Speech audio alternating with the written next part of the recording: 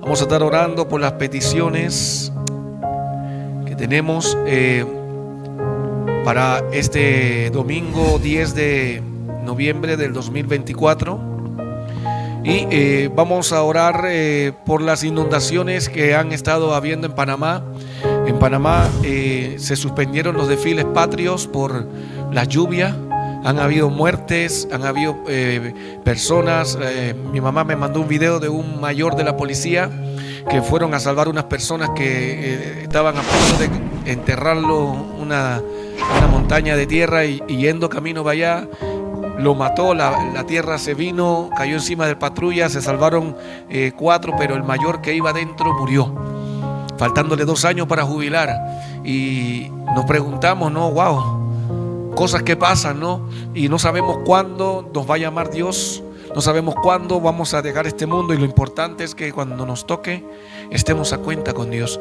Y vamos a orar porque hay muchas casas que se han perdido, vidas que se han perdido, y la lluvia no se detiene, muchos ríos desbordados. Panamá de por sí es un país de mucha agua, de abundante lluvia, y cuando han estado pasando estos huracanes, en Panamá siempre llegan las tormentas tropicales.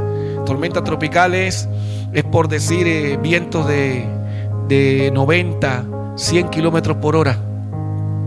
Esos son los vientos que llegan, los que tuvimos nosotros en Chile la vez pasada. Esos ocurren en Panamá por lo menos unos 20 o 30 veces al año. Pasan estas tormentas porque somos un país tropical. Así que vamos a orar para que el Padre pueda suplir, pueda dar consuelo también a las almas, a los que están atribulados, a los que han perdido familiares. Padre, en el nombre del Señor Jesús, te bendecimos, Padre. Te damos gloria, honra y alabanza, Padre. Bendecimos a Panamá. Bendecimos a las personas que hoy están atravesando momentos difíciles, que han perdido todo el esfuerzo de su trabajo, llamándose en un hogar, cosas materiales, han perdido familiares, vidas. Padre, en el nombre del Señor Jesús, que en medio de esto ellos puedan ver tu amor, puedan ver tu respuesta, puedan ver también el propósito que tú has permitido que ocurran estas cosas, sabiendo que todo en la vida tiene un propósito para glorificarte a ti. Padre amado, bendecimos para que también el hombre crea conciencia y cuide la naturaleza, para que de esta forma no hayan estos desequilibrios que han habido, trayendo tormentas, sequías, incendio, tantas cosas que se han dado, Padre. Oramos y clamamos a ti para que nos escuches, y en el nombre del Señor Jesús sea tu Espíritu Santo manifestándose en este mundo, guardando y cuidando a tus hijos. Padre, oramos también por los obreros de esta Iglesia Jesucristo, Fuente de Amor de Chile, aquí en San Felipe. Bendecimos la vida de cada uno de ellos que van a venir, y aún de los que están viniendo ya. No hay distracciones que pueda traer el enemigo para sacarnos, Padre, de la presencia, de la conexión con tu Espíritu Santo, de poder estar todos unánimes orando como en el día Pentecostés estaban tus discípulos, y allí dice que cayó, descendió, se manifestó el Espíritu Santo. Padre, sabemos que el Espíritu Santo se manifiesta aquí en medio de nosotros. Sabemos que tu Espíritu Santo se mueve aquí en medio de nosotros. Por eso oramos por estos obreros, estos hijos tuyos que están aquí. Oramos aún por los que van a venir. Oramos aún por los que no pudieron venir. Los bendecimos, Padre amado, y declaramos que esta iglesia va a ser como la aurora. Va creciendo la luz hasta llegar a la plenitud y la perfección como el mediodía. Así, Padre amado, tú vas a añadir cada día a los que serán salvos. Tú vas a poner en el corazón de las personas la hambre y necesidad de estar en un lugar donde se predique una sana doctrina, donde se predique tu palabra, Padre. Oramos por el arrepentimiento de toda persona que ha endurecido su corazón, aún de los que en un momento estuvieron delante de ti adorándote y hoy han endurecido su corazón. Hoy han estado lejos de ti, como el hijo pródigo. Oramos por ellos para que vuelvan a la casa, Padre, para que vuelvan a ti, Padre amado, para que se arrepientan y reciban el abrazo de papá, reciban vestidos nuevos, calzados nuevos y un anillo que los identifique como hijos. Padre, oramos por todos ellos. Les abrimos la puerta para que puedan venir aquí a este lugar, Padre, a congregarse. hacer comunión los unos con los otros, en el nombre del Señor Jesús. Oramos, Padre amado, por los estudios, por las finanzas, y queremos bendecir y orar por nuestro hermano Leonardo López Moroso, Padre, para que tú le des esa sabiduría, entendimiento que sobrepasa todo entendimiento, Padre, para que él pueda salir en victoria en sus estudios universitarios, en esa ingeniería, Padre, industrial que está cursando en Valparaíso.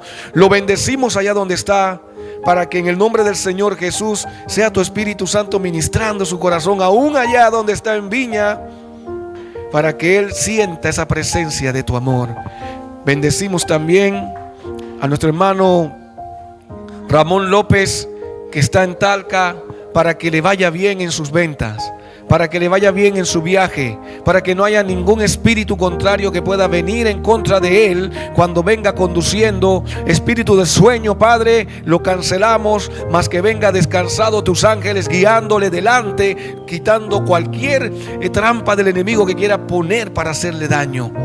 Bendecimos también a su esposa, la hermana Lorena Moroso, que está aquí, Padre. Bendecimos su vida, sus negocios, sus emprendimientos. Bendecimos para que la finanza de ellos siga prosperando.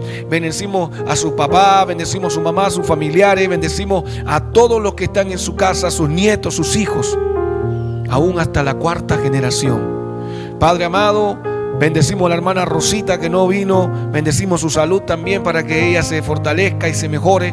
Bendecimos a Francisco Cuevas también, Escalona, con toda su familia, con Joana, con sus hijos, Francisco, hijo, y con Florencia, para que sean fortaleciéndose, Padre amado. Oramos también, Padre amado, por Luis Castro, para que sea fortalecido en medio de esta enfermedad, de esta fiebre que le ha dado, para que tú seas, Padre, trayendo salud y sanidad sobre su vida. Bendecimos a su esposa, a su hijo Benjamín, Padre, para que tú los guardes y también tengas esa relación que tienes con todos tus hijos, Padre amado.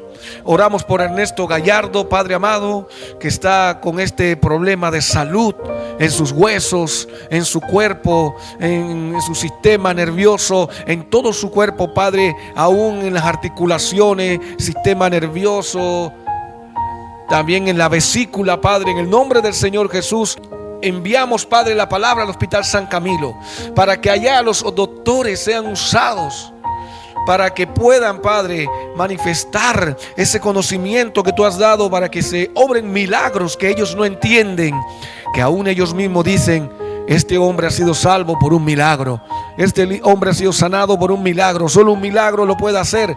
Y ellos no se dan cuenta que usted lo usa, Padre, para manifestar ese milagro. Usas la medicina, usas los medios para manifestar el milagro y glorificarte, Padre, para que aún los médicos, con toda su ciencia y su conocimiento, digan que esto ha sido un milagro de Dios. Bendecimos la vida de Ernesto Gallardo. Oh, Padre, también queremos bendecir la vida de Lucy Espínola, Padre. Queremos bendecir su vida, sus huesos, para que ella también de aquel accidente que tuvo se levante. Pero aún queremos bendecir más que sanidad, salvación en la vida de Ernesto Gallardo y de Lucy Espínola, para que ellos conozcan también esa verdad que nos hizo libre a nosotros. Ellos puedan conocer esa luz en medio de las tinieblas y los pueda también a ellos levantar. Padre, oramos por la salud emocional de la iglesia, porque nosotros también sufrimos ataques del enemigo y en algún momento los pensamientos nos pueden traicionar, para que nos ayudes a estar firmes, para que nos ayudes a seguir hacia adelante, para que nos ayudes a pelear la buena batalla de la fe, para que nos ayudes a ver las cosas que no son como si fueran, en el nombre que sobre todo nombre, el nombre del Señor Jesús. Padre, echamos toda idolatría, hechicería fuera en el nombre del Señor Jesús, de la vida de tus hijos y aún del Valle de la Concagua. Declaramos que se establece el reino de Dios en este lugar. Declaramos que se establece tu palabra, una necesidad de ti, Padre, en las almas. Atráelos, Padre, a las diversas iglesias donde se congregan y predican tu nombre. Bendice a los pastores que dan, Padre, este tiempo para predicar en el Valle de Aconcagua, en todos lados, para que sigan perseverando en el nombre del Señor Jesús. Oramos por los jóvenes, Padre amado, especialmente por Anamía Silva, Oramos por esa niña, Padre, para que se siga recuperando, fortaleciendo y que ella pueda entender que hay cosas mucho más grandes y es importante por las que necesitamos vivir para que ella siga adelante y ponga su mirada en ti. Todo esto lo pedimos en el nombre del Señor Jesús. Amén y amén. Así es, hermano. Bueno, vamos a seguir con nuestro mensaje. Y hoy tenemos la tercera y última parte de la serie de mensaje, un Dios impredecible. Tenemos la tercera y última parte de un Dios impredecible. Y vamos a gozarnos en esta maravillosa palabra que Dios ha dado para que nosotros podamos ser edificados y bendecidos. Un Dios impredecible, parte 3, continuando la serie de mensajes y el último. Con este vamos a cerrar el último mensaje de la serie Un Dios impredecible. Jesús toma nuestro lugar.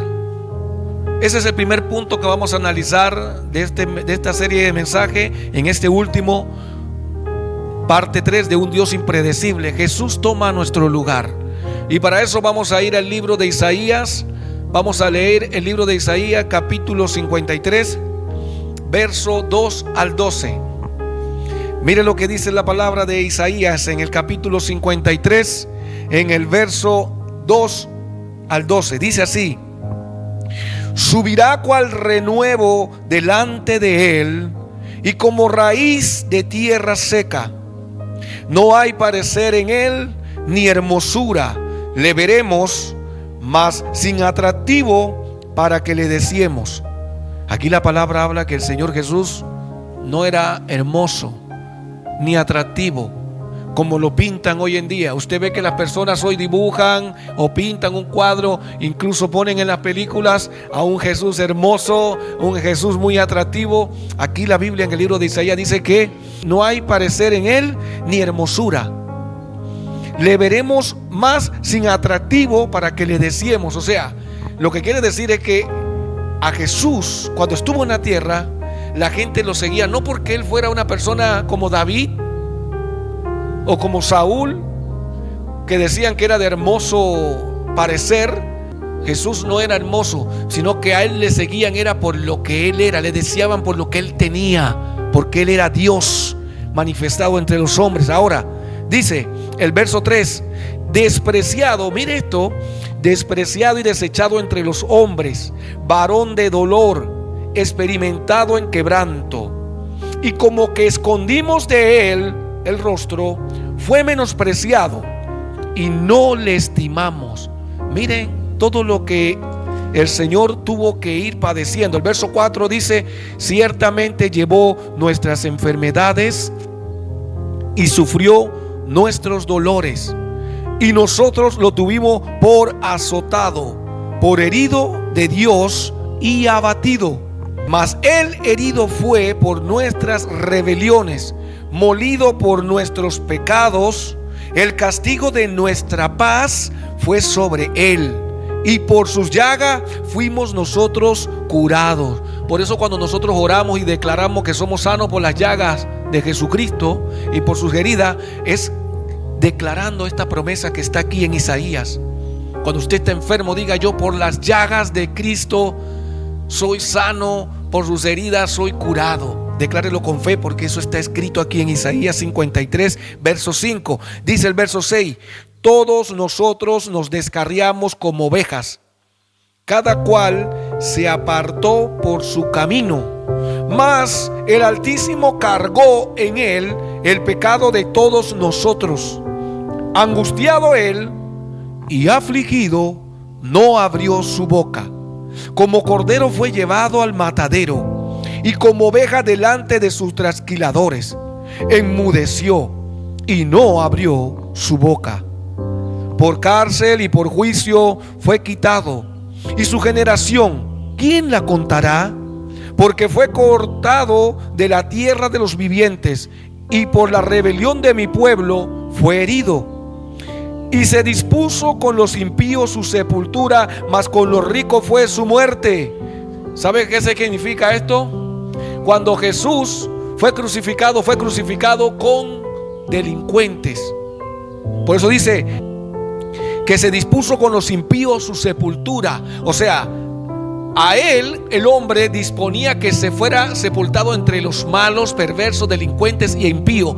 Por eso lo pusieron a él en el medio y le pusieron un ladrón a la derecha y otro ladrón a la izquierda. Pero en ese momento uno de esos ladrones se convirtió y fue salvo. Pero ellos pensaban que él iba a morir como delincuente. ¿Por qué dice que a los ricos fue su muerte? Porque había un hombre que tenía una sepultura y ese hombre la cedió. Un hombre rico, Simón de Arimatea, si no me equivoco. Él tenía una sepultura y le fue y le pidió a Pilato. Le dice: Pilato, dame el cuerpo de Jesús para prepararlo y darle una sepultura digna. Porque este Simón de Arimatea era seguidor de Jesucristo. Y él cedió esa sepultura en la piedra donde fue enterrado Jesús y lo preparó con bálsamos y ungüentos de muy alto valor, como era digno. Por eso dice que aquí que fue con los ricos su muerte, porque este hombre rico le dio una sepultura de un rico al Señor cuando estuvo allí. Entonces dice: aunque nunca hizo maldad, ni hubo engaño en él, ni engaño en su boca. Con todo esto, y está importante esta parte clave aquí, el verso 10. Con todo esto, el Altísimo Dios quiso quebrantarlo, sujetándole a padecimiento, cuando haya puesto su vida en expiación por el pecado. Verá linaje, vivirá por largos días, y la voluntad del Altísimo Dios será en su mano prosperada. Verá el fruto de la aflicción de su alma y quedará satisfecho. Por su conocimiento justificará mi siervo justo a muchos y llevará la iniquidad de ellos. Por tanto, yo le daré parte con los grandes y con los fuertes repartirá despojos. Por cuanto derramó su vida hasta la muerte y fue contado con los pecadores, habiendo él llevado el pecado de muchos y orado por los transgresores. ¡Qué maravilloso! En esto que está aquí, Jesús toma nuestro lugar. Aquí hay 4 puntos importantes que quiero ver. 1, despreciado y desechado. O sea, Jesucristo fue despreciado y desechado cuando nosotros debimos ser los despreciados y desechados. Jesucristo toma ese lugar. Por eso ponemos aquí: Jesús toma nuestro lugar. Los despreciados y desechados debimos haber sido nosotros, no Jesucristo. Pero en la serie de mensajes que estamos viendo de un Dios impredecible, Él no hace lo que el hombre piensa, porque el hombre pensaría: yo soy el malo, yo soy el que tengo que pagar. Pero Dios dice: va a pagar mi hijo por ti. Y eso, dígame usted, si su vecino o el hijo de su vecino se porta mal, ¿usted le va a pegar a su hijo por él? ¿Usted va a castigar a su hijo por el hijo del vecino que se está portando mal en la casa de al lado? No, porque el hombre piensa como hombre, pero Dios castiga a su hijo por la maldad de los de al lado, de los que están cometiendo maldad. Ahora, llevó todo el dolor y pecado por nosotros. O sea, Jesús no solamente fue despreciado y desechado, sino que Él tomó el dolor suyo, el dolor mío y el dolor de todos y se lo echó encima. Esto es importante. Ahora el verso 3 dice, el punto 3 dice: nosotros somos los malos, pero Dios castiga a su Hijo. El castigo debió haber recaído en nosotros, pero ¿quién de nosotros hubiera podido soportar tal castigo para poder obtener salvación? Por eso que Dios envía a su Hijo, porque no hay ninguno bueno para que ocupe ese lugar. Ahora, todo esto sucedió porque Dios así lo quiso. Y nos ponemos a pensar y decimos: ¿cómo es posible que Dios mande a su Hijo a sufrir y a morir por nuestra culpa. El verso 10 lo dice. En el verso 10 dice: con todo esto, el Altísimo Dios quiso quebrantarlo, sujetándole a padecimiento. Cuando haya puesto su vida en expiación por el pecado, verá el linaje, vivirá largos días, y la voluntad de Dios será en su mano prosperada. Y el verso 11, mire lo que dice: verá el fruto de la aflicción de su alma y quedará satisfecho. O sea, Dios vio el fruto de la aflicción que vivió Jesucristo en su alma, en su vida, y Él quedó satisfecho. Ahora yo le doy perdón a la humanidad porque tú has pagado el precio que merece la salvación. Ahora analicemos el silencio de Dios.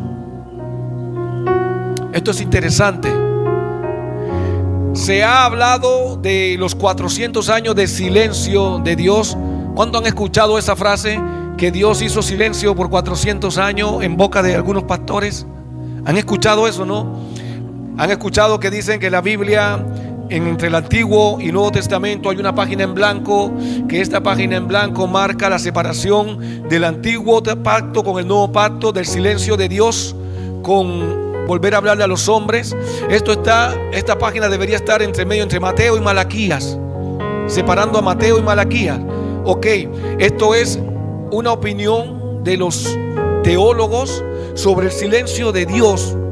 Hay muchas opiniones acerca de esto, pero yo no quiero entrar en detalle, porque a mí lo que no está escrito, yo trato de no interpretarlo, porque voy a usar siempre mi punto de vista, y yo prefiero ser bíblico. Sí hubo un silencio en el que Dios no le habló al pueblo de Israel después del último profeta, que fue Malaquías. Malaquías, que fue el último que profetizó. Vamos a leer Malaquías del capítulo 4, verso 1 al 6. Y lo que profetizó Malaquías tiene que ver con la llegada y la manifestación del Señor Jesucristo. Dice así: porque he aquí, vienen días ardientes como un horno, y todos los soberbios y todos los que hacen maldad serán estopa. Aquel día que vendrá los abrazará. ¿Ustedes saben lo que es una estopa? ¿No tienen idea de lo que es una estopa? En Panamá, una estopa es cuando pelan el coco. El coco de la palmera, cuando está seco, se pela, y dentro hay una estopa que lo usaba mi abuela en los tiempos de antes para ahuyentar los mosquitos. Eso se prendía y eso echaba un humo que los mosquitos se iban, era como la mechita. Entonces acá en Chile es como trapero, una estopa. Bueno, acá en Panamá es estopa, como una estopa de coco. Entonces es como, usted ve el coco pelado acá, pero cuando el coco está seco, él se abre y es como muchas fibras que se prenden rápidamente. Por eso dice que serán como estopa, y ellos arderán, que serán abrazados con el fuego que va a venir. Ha dicho el Altísimo Dios de los ejércitos: y no dejará ni raíz ni ramas. O sea que van a ser como un árbol seco que se enciende y no queda nada. Se enciende hasta sus raíces se llegan a quemar. Y el verso 2 dice: mas ustedes, los que temen mi nombre, nacerá el sol de justicia. Refiriéndose a la llegada de Jesucristo. Nacerá el sol de justicia, y en sus alas traerá salvación, y saltarán como becerros de la manada. O sea, la llegada del Señor Jesucristo traería salvación, felicidad, y nosotros saltaríamos de gozo como el becerro que salta de la manada. Yo nunca he visto en vivo un becerro. Yo me imagino que ustedes quizás se han visto un becerro. Comparémoslo como un cabrito también. Como saltan los cabritos chiquitos cuando están chiquitos, son muy juguetones. Incluso pude tener la experiencia cuando mi suegro trabajaba en la escuela agrícola de ver un cabrito sobre una oveja. Se trepaban arriba de las ovejas los cabritos, porque son así, son como loquitos, felices. Y él nos compara con eso. Los becerros de la manada, que son los hijos de las vaquitas, que son los becerritos, son juguetones, siempre quieren saltar, siempre quieren estar alegres. Bueno, eso mismo nos hace comparación a nosotros cuando conocemos al Señor Jesús, cuando se manifiesta el sol de justicia sobre nosotros. Y dice así: el verso 4. Acuérdense de la ley de Moisés, de mi siervo, el cual encargué en Horeb ordenanzas y leyes para todo Israel. He aquí, yo les envío el profeta Elías antes que venga el día del Altísimo Dios, grande y temible. Cuando habla de que él enviará al profeta Elías, para que tengamos claro este concepto, no es que Elías se va a manifestar aquí en la tierra. Lo que está diciendo Dios es que cuando él escogió a Juan el Bautista, puso el espíritu de Elías en Juan el Bautista. Es el espíritu que había en Juan el Bautista, el espíritu de Elías. Por eso fue que vino primero Juan el Bautista y después se manifestó Jesucristo, para cumplirse estas profecías que están aquí de la palabra de Dios. Ahora, el verso 6 dice: Él hará volver el corazón de los papás hacia los hijos y el corazón de los hijos hacia los papás, no sea que yo venga y hiera la tierra con maldición. O sea, el propósito de Jesucristo es traer reconciliación, no solamente con nuestro Padre eterno y nosotros, sino también entre los papás terrenales con sus hijos, las mamás terrenales con sus hijas e hijos. Entonces, después de esta palabra no hubo más profeta ni profecía para Israel. Entonces, el silencio que hubo de esos 400 años, que dicen que en realidad no fueron 400, sino que fueron aproximadamente como unos 500, entre 450 y 500 años. Nadie tiene la cifra exacta, pero los teólogos estudiando dicen que fue 400. Pero yo les aclaro esto, ¿para qué? Para que ustedes, cuando escuchen a una persona decir los 400 años de silencio de Dios, ustedes sepan a qué se refiere. Se refiere a que Dios no profetizó más a través de ningún profeta, sino que dio a través de Malaquías la última profecía, y era que vendría el Señor Jesucristo, y era que vendría el Salvador, y era que también vendría también el espíritu de Elías y se manifestaría. ¿Y dónde se manifestó el espíritu de Elías? En Juan el Bautista, y eso lo vamos a ver. Ahora, Dios con nosotros. Ya vimos que Jesús cargó todo nuestro pecado, fue sobre él cargada nuestra iniquidad, maldad y todo, entre un Dios impredecible, que nadie va a poner a su hijo a pagar por la maldad de otro, pero Dios sí lo hizo. Dios sí lo hizo. Vemos también lo que estuvimos analizando, el silencio de Dios, que Dios se quedó en silencio más de 400 años. Algunos teólogos dicen que 400, pero fueron más. Y ese silencio fue para la preparación de la manifestación de su Hijo, del Salvador, de quien profetizó Malaquías aquí en la última profecía que hubo. Ahora, Dios con nosotros. ¿Qué nos imaginaríamos nosotros después de ver tanta soberbia, tanta rebeldía, tanta maldad en el pueblo de Israel? Que Dios seguiría teniendo el deseo de querer salvarlos. Obvio, si fuéramos nosotros, los hubiéramos eliminado hace mucho tiempo. Pero como Dios no es como nosotros, y Él lo aclara también en el libro de Isaías: mis pensamientos no son sus pensamientos, ni mis caminos son sus caminos. Por eso usted ve a un delincuente que mató a alguien en la noticia, y usted quiere que ese delincuente pague, que ese sea preso, que ese sea muerto si es posible, que se muera. Porque esa es la forma de que el hombre ve justicia, ojo por ojo, diente por diente. Pero Dios no ve eso. Hay muchos delincuentes que han ido a la cárcel y allí han conocido a Dios. Allí han sido perdonados, allí han sido liberados. Aún hay muchos delincuentes hoy en día dentro de la cárcel que son más libres que personas que vemos aquí afuera que no cometen delitos. Cosas impredecibles, pero así ocurre. Dios permite que esa persona cometa ese delito, que robe, que haga lo que hizo, para que vaya a la cárcel, y allá en la cárcel Él trata con él y allá lo salva, lo restaura y sale con una nueva mente. Ahora, Dios con nosotros, Emmanuel. ¿Cuántos han escuchado este nombre, Emmanuel?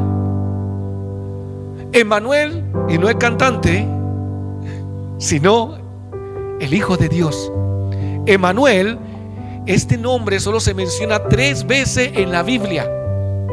Uno en Isaías 7:14, otro en Isaías 8:8 y el otro en Mateo 1:23. Vamos a Mateo 1:23, está aquí mismo pasadito de Malaquías, el siguiente libro. Mateo 1:23. Miren lo que dice Mateo 1:23. Dice: he aquí, una virgen concebirá y dará a luz un hijo, y llamará su nombre, ¿cómo dice? Emmanuel, que traducido es Dios con nosotros. O sea, ustedes saben que Dios no puede ser visto por los hombres, ¿no? Porque si Dios se manifiesta a los hombres, el hombre muere, porque no hay hombre que vea a Dios y viva. Dice la palabra, cuando Dios hablaba con Moisés, y Moisés quería ver a Dios. Entonces la única forma que Dios pudiera manifestarse al hombre era a través de hacerse carne. Por eso es que este plan perfecto que viene desde la creación, que estuvimos viéndolo en la primera parte de esta serie de mensajes, de que Dios ya tenía preparado la venida de Jesucristo a la tierra, y por eso permitió que Satanás engañara a Eva. Por eso permitió que después Can viera a su papá desnudo y entrara nuevamente en la maldad, porque necesitaba que hubiera maldad en la tierra para poder ser juzgada la maldad, y Satanás junto con ella, porque la maldad proviene de Satanás. Y Jesús en la Biblia dice que Él es el padre de maldad, y que los que hacen maldad son hijos de Satanás, hijos del diablo. Por eso es que nosotros somos hijos de la luz, hijos de Dios, los que hacemos el bien. Entonces, en Mateo dice que Dios se manifestó a los hombres, Dios con los hombres, porque así es la única forma que Dios podía estar con nosotros, a través de su Hijo. Entonces allí comienza Dios nuevamente a hablarle al hombre. Allí se acaba el silencio que hubo. Por eso les hablé de los 400 años de silencio que se habla muchos. Algunos dicen 400, otros dicen 450, otros dicen 500, porque yo estuve investigando eso. Pero son ideas y pensamientos de hombre. Sí hubo un periodo de silencio, sí lo hubo, pero a ciencia cierta no se saben si fueron 400, 450 o 500 años. Pero hubo un periodo de silencio que fue de preparación para que el pueblo de Israel pudiera conocer y prepararse y sufrir, para que pudieran ellos recibir al Hijo de Dios y se cumplieran todas estas profecías. Ese era el propósito. Bueno, teniendo claro eso, ahora vamos a ver cómo Dios habla hoy. ¿Sabe por qué quiero hablar de cómo Dios habla hoy? Porque muchas personas hoy en día, usted las escucha diciendo: así dice el Señor, así dice Dios, Dios me habló.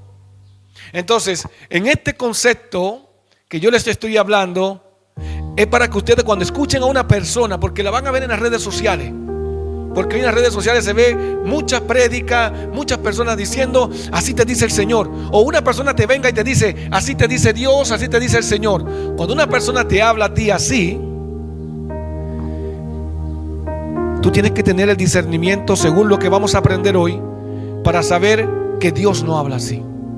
Vamos a ver cómo habla Dios hoy, respaldado con la Biblia. Dice: después que Jesús fuera exaltado, la comunicación entre Dios y los hombres ya no sería a través de Jesús, ahora sería por medio del Espíritu Santo. Juan 16:13 dice: pero cuando venga el Espíritu de verdad, o sea, cuando dice que cuando venga el Espíritu de verdad, es porque va a haber un espíritu de mentira, ¿no? Y esto es importante. Dice el mismo Señor Jesús diciéndole a los apóstoles: pero cuando venga el Espíritu de verdad, Él los guiará a toda la verdad, porque no hablará por su propia cuenta, sino que hablará todo lo que escuchara o oyere, y les hará saber las cosas que habrán de venir. Ok. Cualquier hombre que diga: así te dice el Señor. Dios me habló. Está mintiendo o no tiene claro bien el concepto de cómo Dios habla. Porque yo no puedo andar emocionalmente diciéndole a cualquier persona así te dice el Señor, porque voy a caer en un pecado grande, mentiroso. Porque la Biblia dice, hay de esos profetas que dicen así, y dice textualmente, así dice el Señor, y yo no he dicho nada. Imagínense, yo creo que las personas que hacen estas prácticas no han leído la Biblia, no la han estudiado. Porque si yo estudio la Biblia y digo, hay de aquellos que quieren parecer profetas y dicen que así dice el Señor, y el Señor no ha dicho nada, ellos van a pagar, porque son mentirosos. Yo prefiero decir lo que ya dijo el Señor en la palabra, en vez de inventarme algo por emoción que yo quiera decir que dice el Señor. Prefiero ser bíblico. Entonces, aquí vemos que Dios habla a través del Espíritu Santo. Ahora, leamos del 13 al 15, leamos el 14, dice, me glorificaré porque tomaré de lo mío y los haré saber. Y dice el 15, todo lo que tiene el Padre es mío, por eso dije que lo tomaré de lo mío y los haré saber. O sea, si nosotros queremos saber todo lo que es de Dios, todo lo que nos quiera decir el Señor, necesitamos primero que todo escuchar la voz del Espíritu Santo. Él es el que nos habla. Ahora, habla a través del Espíritu Santo y en el nombre del Señor Jesucristo. Juan 16, 26. Pasemos aquí mismo al próximo capítulo, en el verso 26. Mire lo que dice. Dice el Señor Jesús en su propia palabra, dice, en aquel día, refiriéndose cuando, al día que el Espíritu Santo se manifestaría a los hombres, o sea, en el día Pentecostés, y de allí hacia adelante hasta que el Señor Jesucristo venga. Y dice, en aquel día pedirán en mi nombre, y no les digo que yo rogaré al Padre por ustedes. O sea, Jesús dice, yo hablo a través del Espíritu Santo, y también tienen que pedir en mi nombre. O sea, nosotros tenemos que pedir a través del Espíritu Santo en la oración, porque si yo oro y no creo en el Espíritu Santo, mis palabras no van a llegar a ningún lado. Y si yo oro y creo en el Espíritu Santo, pero no las pido en el nombre del Señor Jesucristo, tampoco van a llegar a ningún lado. Necesita estar unida la oración de una oración en el Espíritu, en el nombre del Señor Jesús. ¿Y qué es en el Espíritu? Una oración con fe, una oración creyendo que lo que tú vas a pedir lo vas a recibir si es la voluntad de Dios. Ahora, esto es importante,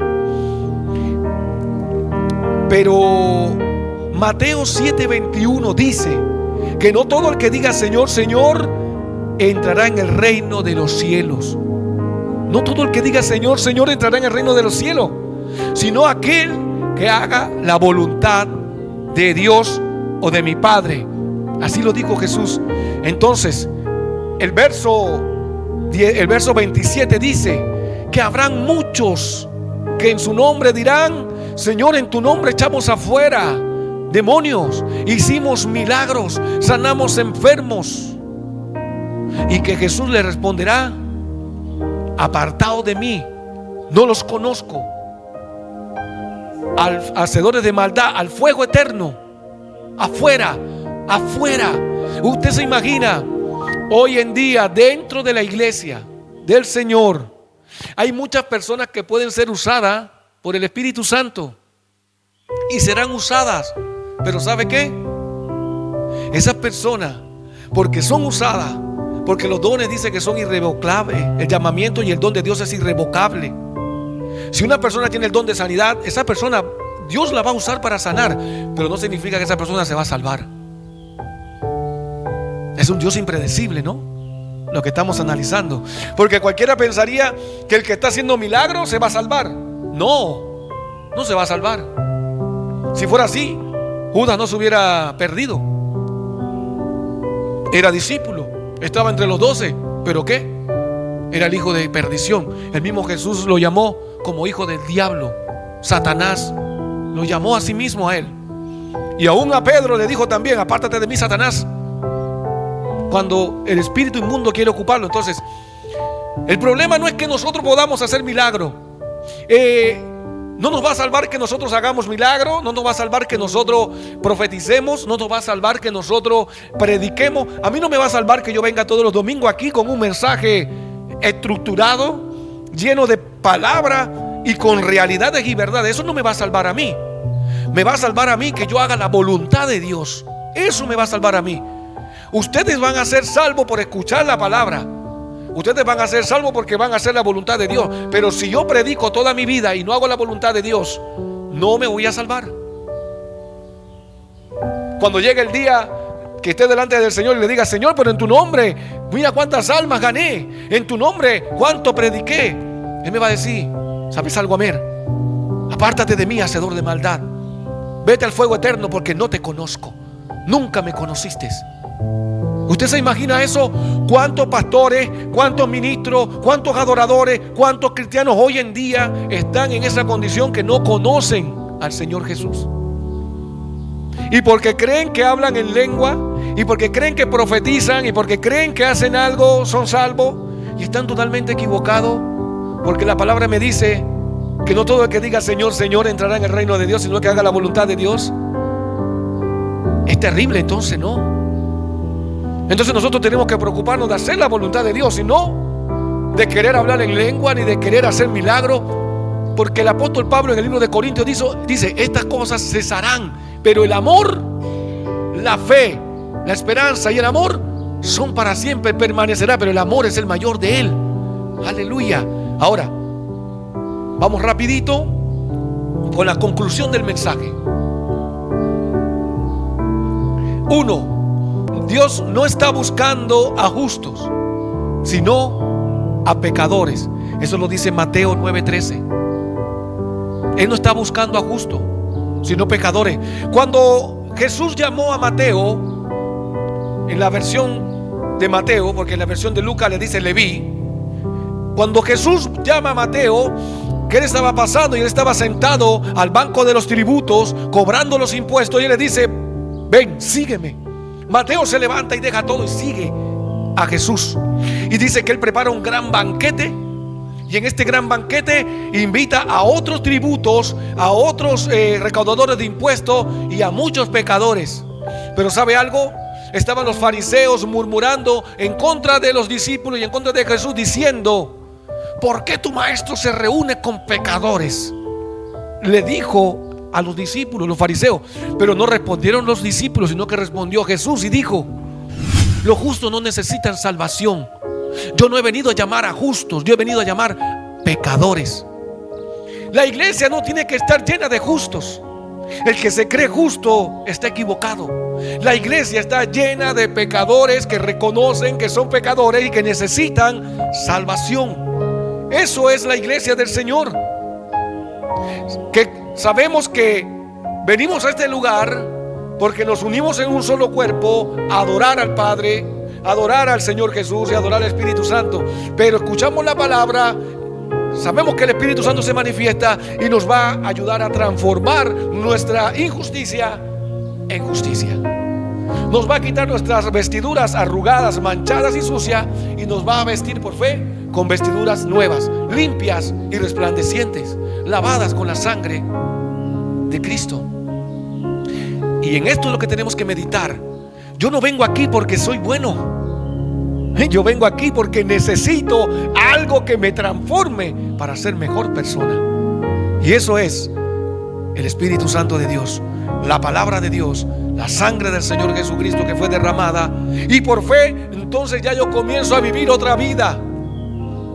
Pero nunca nos creamos que somos mejor que nadie. El mismo apóstol Pablo decía: nadie tenga mayor precepto del que deba tener de sí mismo. Nadie se considere mejor que nadie, más de lo que deba pensar de sí mismo.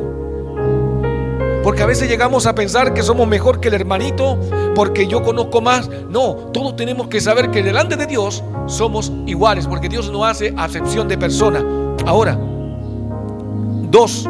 El Señor Jesús conoce nuestras debilidades y limitaciones humanas, como dice Hebreos 4:15. Vamos a leerlo. Hebreos 4:15, rapidito.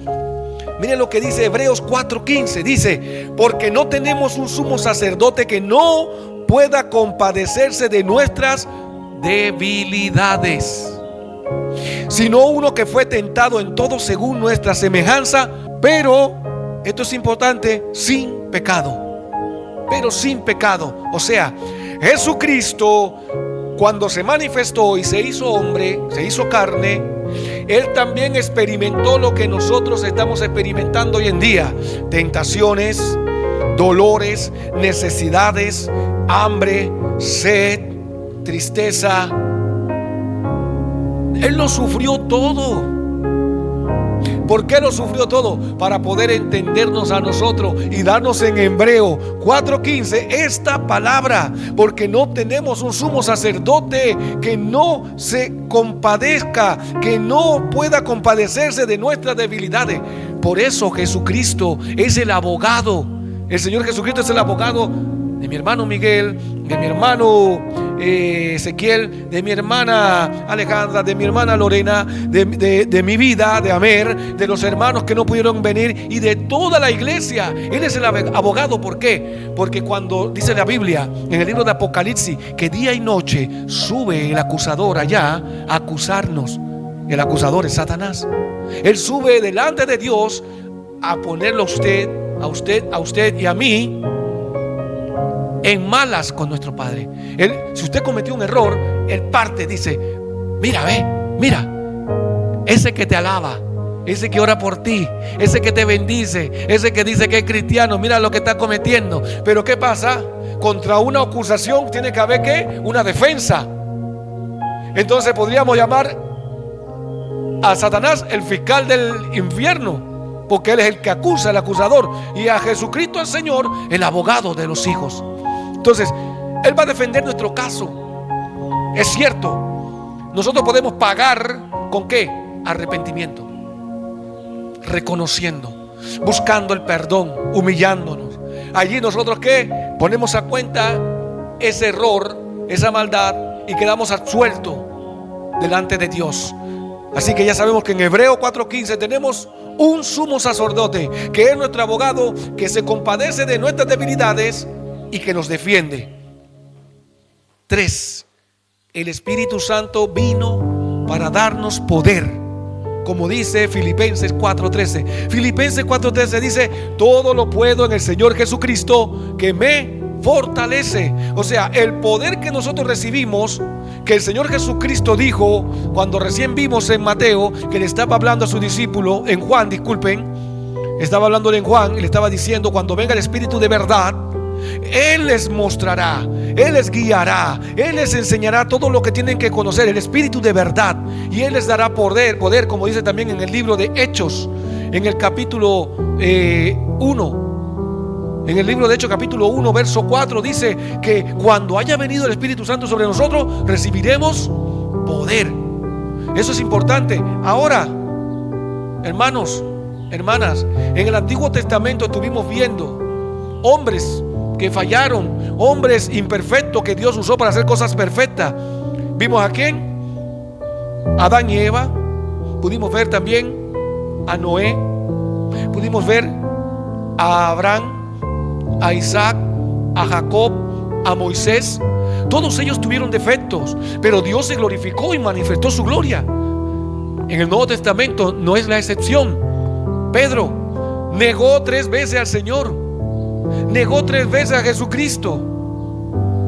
Y no solamente eso, si yo me voy más allá, también era hipócrita, porque dice que cuando él comía con los gentiles y venían después los judíos, él no quería juntarse con los gentiles para que no le llamaran la atención. En el libro de Hechos, el apóstol Pablo le llama la atención a Pedro y le dice: Pedro, no hagas eso, porque cuando estamos solos aquí con los gentiles, tú te sientas a la mesa con ellos y comes, pero cuando vienen los apóstoles, no te quieres sentar con ellos. Entonces él estaba haciendo como una separación, una hipocresía. Entonces no estamos exentos de tener defectos en nosotros, pero Dios nos usa, porque Dios usó a Pedro con poder y gloria, hacía milagro.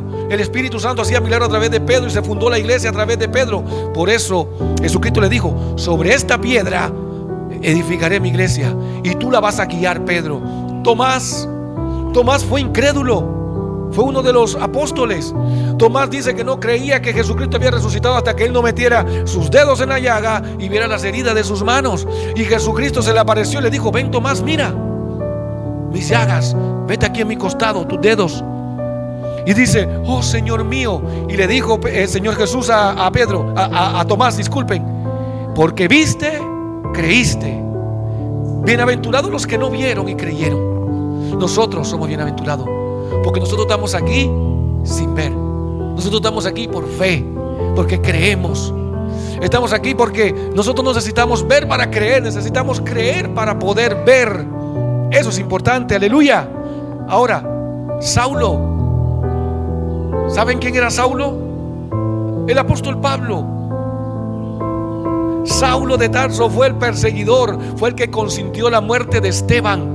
Dice que cuando Esteban estaba siendo apedreado por los judíos, Saulo cuidó la ropa que le quitaron a Esteban, a sus pies la pusieron, y él estaba consintiendo la muerte de Esteban. No solamente eso, no fue cómplice de un asesinato, sino que también perseguía a la iglesia para meterla presa, para que no predicaran de Jesucristo. Y dice que cuando él iba camino a Damasco, se le manifestó una luz del cielo, y esa luz era la voz del Señor Jesucristo, que le decía: Saulo, Saulo, ¿por qué me persigues? Y él le dice: ¿quién eres, Señor? ¿Qué quieres que haga? Entonces es interesante. Si nosotros nos ponemos a ver con ojos humanos, ninguno de estos aquí calificaría para ser apóstol y para hacer lo que hizo, pero para el Señor Jesús sí calificaba. Santiago, ¿usted sabe quién era Santiago? Santiago era el hermano de Jesucristo.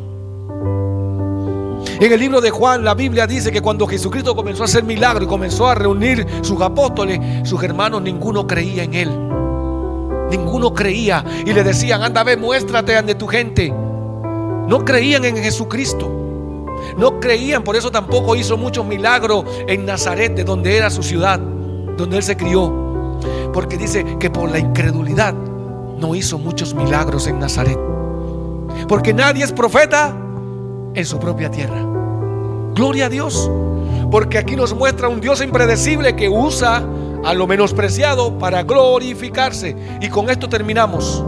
Primera de Corintios, capítulo 1, verso 27 al 31. Vamos a Primera de Corintios. Y con esto terminamos el mensaje.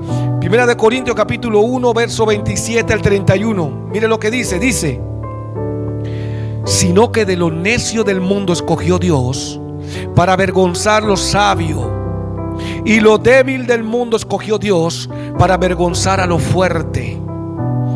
Y lo vil del mundo y lo menospreciado escogió Dios, y lo que no es, para deshacer lo que es, a fin de que nadie se jacte en su presencia. Verso 30 dice: mas por él están ustedes en Cristo Jesús, el Señor, el cual nos ha sido hecho por Dios sabiduría, justificación, santificación y redención, para que, como está escrito, el que se gloríe, gloríese en el Señor Jesucristo. O sea, si usted se está viendo: es que yo no soy lo suficiente bueno, es que yo tengo defectos, es que yo tengo estos problemas. Mire, Elías era sujeto a pasiones y era profeta de Dios. Ya vimos lo que pasó con David. Ya vimos que Noé también le gustaba beber vino. Ya vimos que Abraham también mintió. Vimos también que Isaac también mintió. Vimos que Jacob fue mentiroso, usurpador y todas estas cosas. Y todos también tuvieron el problema de que no hicieron la voluntad de Dios. En algún momento desobedecieron. A pesar de Moisés, que era manso, el hombre más manso, fue un asesino. Y también en un momento se llenó de soberbia cuando Dios le dijo: háblale a la peña. Y lo que hizo fue pegarle a la peña. Y eso le costó a él no entrar a Canaán, a la tierra prometida, pero físicamente. Y Dios lo castigó y le dijo: verás la tierra, pero no entrarás. ¿Por qué? Porque no me diste la debida gloria. Perfecto. Entonces, hermano, hermana, usted y yo somos candidatos potencial para que Dios se glorifique aquí en esta tierra. Así que yo espero hoy, con esta serie de mensajes que termina el día de hoy, de un Dios impredecible, que tengamos más que claro cómo es nuestro Padre a la hora de poner su mirada en una persona. Él no está buscando a justos, ya lo vimos. Él está buscando pecadores. Él no está buscando gente que sean preparada, estudiada, sino que está buscando a lo vil, a lo menospreciado, a los que se sienten que no merecen ni siquiera ser salvos, porque esos son los que le van a dar la gloria a Él. Así que vamos a ponernos de pie, vamos a darle gracias a Dios. ¿Por qué? Porque hoy Él nos escogió, no solamente para ser salvos y ser hijos, sino también para servirle, para declararle la verdad de Dios. Y usted sabe qué maravilloso que usted, con solamente decirle a una persona: oye, Dios te bendiga, hace cosas maravillosas en su vida. Tiene un amigo que está padeciendo una necesidad, un problema, usted le puede decir: oye, ¿sabes qué? Dios te puede ayudar. Busca a Dios, órale. Y si usted quiere, llámeme, yo voy y oro por él. A mí no me tiemblan los pies para correr de alguien que haya que necesitar de orar. Usted puede ser a la hora que sea, necesita oración, allá voy a orar. ¿Sabe por qué? Porque Dios me llamó a eso. Padre, en el nombre que es sobre todo nombre, el nombre del Señor Jesús, te damos gracias porque tú nos escogiste a lo vil, a lo necio, a lo menospreciado, a lo que no es, para deshacer lo que es, para avergonzar al sabio, al entendido, para que nosotros no nos gloriemos, Padre, en nuestras capacidades, sino que nos gloriemos en el Señor Jesucristo, en lo que Él hizo, en tu palabra, en tu Espíritu Santo. Por eso hoy, Padre amado, reconocemos delante de los hombres y de ti que tú eres nuestro Dios. Somos hijos tuyos y somos salvos. Padre, no aparte tu Espíritu Santo de nosotros, sino que guíanos cada día a la verdad y a la luz. En el nombre del Señor Jesús, amén y amén. Vamos a recoger la ofrenda. Vamos a pedir el apoyo al hermano Ezequiel. Hermano Ezequiel, ¿nos puede apoyar con la ofrenda? El hermano Ezequiel nos va a apoyar con la ofrenda. Gloria a Dios, porque dice la Biblia: dejen a los niños venir a mí, porque de ellos es el reino de los cielos. No se lo impidan. Gloria al nombre de Dios. Ezequiel, aquí está tu ofrenda. Venga, hijo. Venga, hijo. Aquí está para que dé su ofrenda. Dela ahí. Y aquí está la ofrenda del papá. Venga para acá. Vamos a orar por la ofrenda. Ven. Padre amado, Padre bueno, Padre santo, te damos gracias por la ofrenda que nos has dado. Bendecimos la vida de Ezequiel. Bendecimos la vida de todos los hermanos que están aquí, que pudieron dar. Padre, multiplícale, bendíceles, no solamente económica, sino espiritual, físicamente, en su casa, en salud, para que ellos puedan tener una vida plena, porque dice que tú nos prosperaría como prospera nuestra alma. En el nombre del Señor Jesús, amén y amén. Amén.